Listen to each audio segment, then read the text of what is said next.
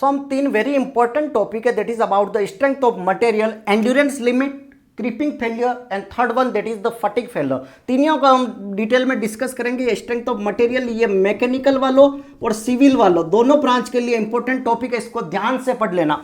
तो सबसे पहले हम टॉपिक पर बात करते हैं that is about the endurance limit. इतना सा समझ लो कि आप कोई बाइक लेके आ रहे हो, तो बाइक को आपकी गारंटी दे दी कि भाई 5 साल 10 साल तक इस बाइक को आराम से चलाओ कुछ नहीं होगा, या फिर इस कार को आराम से चलाओ कुछ नहीं होगा, ठीक है। तो उस पर क्या होता है, इंजीनियर जो होते हैं इनके ऊपर बहुत बड़ी रिस्क होती है, उस पर सारी टेस्टिंग करने के बाद आपको 10 साल की गारंटी देते हैं। तो ये सारी चीजें उसी से रिलेटेड, अगर वो कुछ एक्सपेरिमेंट नहीं करेंगे, कोई रिसर्च नहीं करेंगे, तो उनको कोई पता ही नहीं चलेगा। डायरेक्ट आपको बोल दिया 10 साल तक कुछ नहीं होने वाला, पता चला 2 साल में चीज खराब हो गई, कार पूरी टूट गई, अपने आप क्रैश हो गई, ठीक है, कार के 2 टुकड़े हो गए। तो ऐसा हो जाए तो कितना बड़ा रिस्क होगा। तो इंजीनियरिंग देखो इतनी इजी नहीं है, काफी डिजाइन इंजीनियर रिसर्च करते हैं हर एक चीज पर, उसके बाद ही आपको गारंटी दी जाती है। क्लियर है।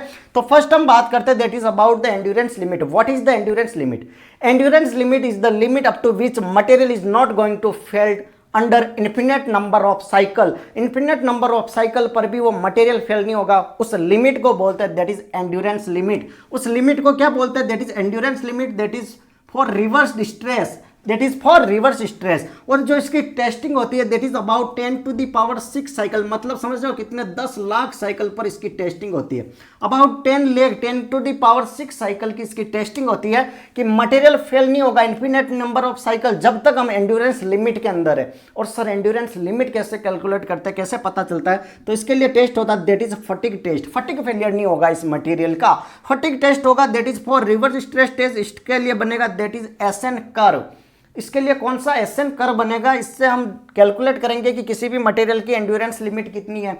मान लो ये 4 व्हीकल है, ये 4 व्हीकल है, इसकी हमने कहा दिया कि 4 जनों को बैठाओ और 5 साल तक चलाओ, कुछ नहीं बिगड़ेगा। 4 जनों को बैठाओ और 5 साल तक आराम से चलाओ, आपका कुछ नहीं बिगड़ने वाला, ठीक है, आप आराम से गाड़ी चलाओ। तो एंड्योरेंस लिमिट दे दी कि मैंने कितना, 4 जने बैठाओ 5 साल तक कुछ नहीं बिगड़ेगा, तो कुछ नहीं बिगड़ेगा क्योंकि एंड्योरेंस लिमिट हमने दे दी है, गारंटी दे दी, और इस पर चेक होने के बाद ही ये चीजें बताई जाती है। क्लियर है? ओके। तो एंड्योरेंस लिमिट क्लियर हो गया, material is not going to fail under infinite number of cycle, उसी लिमिट को हम बोलते हैं that is endurance limit. Fatigue test से पता करते हैं। अब हम बात करते हैं that is about the creeping failure. Creeping failure की डेफिनेशन छोड़ो, सबसे पहले हम बेसिक कंसेप्ट पर चलते हैं। आपने सुना होगा कि बड़ी बड़ी बिल्डिंग अचानक गिर जाती है, बड़े बड़े जो टावर होते हैं वो भी गिर जाते हैं, कोलैप्स कर जाते हैं। तो आखिर वहां क्या होता है? तो वहां पर क्या होता है कि कांस्टेंट लोड, एक fix amount of load is applied for long period of time. 5 साल 6 साल बाद वो बिल्डिंग अपने आप गिर जाती, कई बार आपने देखा होगा। That is creeping failure. तो क्रीपिंग फेलियर की डेफिनेशन क्या कह रहा है कि whenever constant load is applied for long period of time, constant load is applied for long period of time, then the failure is called creeping failure. और sir creeping failure किस पर depend करता है? 1 मार्क्स क्वेश्चन यहां से बन सकता है कि क्रीपिंग फेलियर डिपेंड करता है time, temperature and load. Option में दे दिया जाए कि creeping failure is depend on option A is time, option B is temperature, option C is load, D all of 3। तो आपको ऑल ऑफ 3 पे टिक लगाना, टाइम, टेम्परेचर और लोड तीनों पर डिपेंड करता है। तो आपकी जो बिल्डिंग अचानक क्रैश कर जाती है, दैट इज कोलैप्स कर जाती है, that failure is creeping failure. Okay. जैसे मैं बात करता हूं कि टरबाइन वगैरह, जो पावर प्लांट वगैरह में कई सारे होते हैं, टरबाइन हो गए, कंप्रेसर वगैरह हो गए, तो वो भी इसी हिसाब से फेल्ड करते हैं, ठीक है, वो भी क्रीपिंग फेलियर ही होती है। लार्ज पीरियड ऑफ टाइम के लिए अगर हम उसको यूज करेंगे तो वो भी क्रीपिंग फेलियर का ही एग्जाम्पल होगा।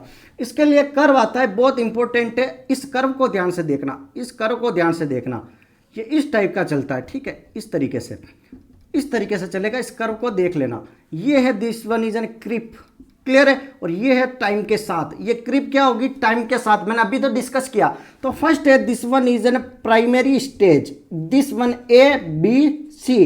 तो ए है अपना that is a primary stage, A है that is the primary stage. और प्राइमरी स्टेज में क्या होगा? विद स्टार्टिंग में क्या होगा? टाइम के साथ धीरे धीरे मटेरियल का क्रीपिंग तो स्टार्ट होगा, कुछ टाइम तक तो हमें पता ही नहीं चलता, इसके बाद स्टार्ट होता है कर्व। मोस्टली तो वैसे यहीं से स्टार्ट होना चाहिए, कुछ टाइम तो पता नहीं चलेगा, इसके बाद वो मटेरियल फेल होना स्टार्ट कर देगा। क्लियर है? तो ये स्टार्ट करेगा, इसके बाद वापस कांस्टेंट चलता है, ये देखो बी फेस, कुछ टाइम तक यहाँ पर कांस्टेंट चलता है, फिर से ये फेलियर इसमें इंक्रीज हो जाता है, इसमें क्रीपिंग स्टार्ट हो जाती है और यहाँ पर मटेरियल आकर फेल कर जाता है। तो मटेरियल फेल किस में होगा? That is in tertiary stage. Creeping failure के बारे में बात करता हूं तो टर्सरी स्टेज में मटेरियल फेल हो जाएगा। प्राइमरी में इनिशिएशन स्टेज है, यहाँ पर स्टार्ट होगा। सेकंड वाला है जिसमें सेकेंडरी स्टेज में क्या होगा, एक कांस्टेंट रेट पर चलेगा। इंजीनियरिंग वाला अपन फिनोमिना यहाँ पर लगा सकते हैं। और ये वाला जो होगा इसमें क्या होगा, सडन फेलियर होगा, बिल्डिंग अचानक गिर जाएगी इस स्टेज में आने के बाद। आपको नहीं कहेगी हाँ ठीक है बिल्डिंग अब गिर रही है, थोड़ी सी झुक रही है, अचानक कोलैप्स हो जाती है, समझ रहे हो, ये लिमिट क्रॉस करने के बाद, दैट इज क्रीपिंग फेलियर। तो इन चीज़ों को भी ध्यान में रखा जाता है। इन चीज़ों को ध्यान में रखने के बाद ही डिजाइन इंजीनियर आपको किसी भी चीज़ की गारंटी देता है। ओके, एक मैं और एग्जाम्पल से बताऊँ तो ये कोई लकड़ी का गत्ता है, ठीक है, इसको 2 स्टेट पर ये से लगा दिया। अगर यहाँ पर मैंने 100 किलो का वजन रख दिया तो 4 साल तक कुछ नहीं हुआ, 5वें साल जैसे स्टार्ट हुआ अचानक से ये बीच में से टूट गया, दैट इज क्रीपिंग फेलियर। अगर मैं वजन 200 किलो कर दूंगा तो 4 साल में 5 साल में फेल होने वाली चीज़ 3 साल में फेल हो जाएगी। 500 किलो कर दूंगा तो और जल्दी हो जाएगा। लोड पर भी तो डिपेंड करेगा और टेम्परेचर पर भी करेगा। क्लियर है? Okay, now come to the next, that is the what is fatigue failure. Fatigue failure is the, क्या कहता है, फटिग फेलियर कह रहा है कि failure of material under cyclic loading.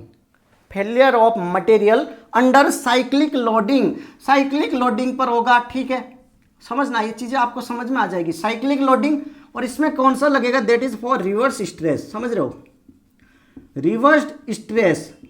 इसमें क्या होगा, रिवर्स स्ट्रेस, इसमें ध्यान से देखना, इसमें मैग्नीट्यूड प्लस डायरेक्शन दोनों चेंज होती जाए, या फिर मैग्नीट्यूड ही चेंज होता जाए, या फिर डायरेक्शन ही चेंज होती जाए। समझो कैसे, इसको सिर्फ पुल कर रहा हूं, पुलिंग कर रहा हूं तो सिर्फ एक डायरेक्शन चल रहा है, लेकिन पुल भी कर रहा हूं, पुश भी कर रहा हूं, पुलिंग पुशिंग पुलिंग पुशिंग, बार बार मार्कर को ऐसे में पुश भी कर रहा हूं, खींच भी रहा हूं, पुश भी कर रहा हूं, खींच भी रहा हूं, तो उसमें जो फेलियर होगा that is fatigue failure, that is for cyclic loading. Clear है यहां तक? ओके, तो सर फटिग फेलियर का एग्जांपल बता दीजिए। That is for cyclic loading, जो भी मटेरियल फेल होता है दैट इज फटिग फेलियर। अगर आपको एग्जांपल बताऊं तो कहीं भी देखा होगा कि वायर होता है, वायर को ऐसे बाउंड करते हो, अनबाउंड कर दो, ऐसे ऐसे अनबाउंड करते हो, फिर वो वायर टूट जाता है, ऐसे घुमाए ऐसे, बाकी उसको नहीं तोड़ पाओगे खींचकर, पर वाउंड अनबाउंड करके तो साइक्लिक लोडिंग कर कर आप कर रहे हो, दैट इज फटिग फेलियर। तो उस मटेरियल का जो फेलियर होगा दैट इज फटिग फेलियर। यहां तक कोई डाउट है? और एक मैं चीज बताऊं कि ब्रिज सिविल इंजीनियरिंग डिजाइन है ना, ये ब्रिज, ठीक है, ब्रिज पे गाड़ियां ऐसे भी जा रही है, ऐसे भी आ रही है, मैग्नीट्यूड चेंज है कि नहीं है, डायरेक्शन चेंज है कि नहीं है, तो गाड़ियां इधर भी आ रही है, इधर भी आ रही है, तो ये जो ब्रिज कोलैप्स होते हैं that is also type of fatigue failure. आपके जो एरोप्लेन उड़ रहे हैं, एरोप्लेन की जो ब्लेडें होती है, ब्लेडें, इनकी भी तो डायरेक्शन मैग्नीट्यूड चेंज होती है बार बार, तो वो जो ब्लेडें खराब होती है, ब्लेडें टूट जाती है, ब्लेडें, वो भी है दैट इज फटिग फेलियर, वो भी फटिग फेलियर का ही एग्जांपल है। क्लियर? आई थिंक आपको basic endurance limit, creeping limit और फटिग फेलियर का कंसेप्ट समझ में आ गया होगा। Thank you so much. Channel पर नए हो तो लाइक शेयर सब्सक्राइब जरूर करें।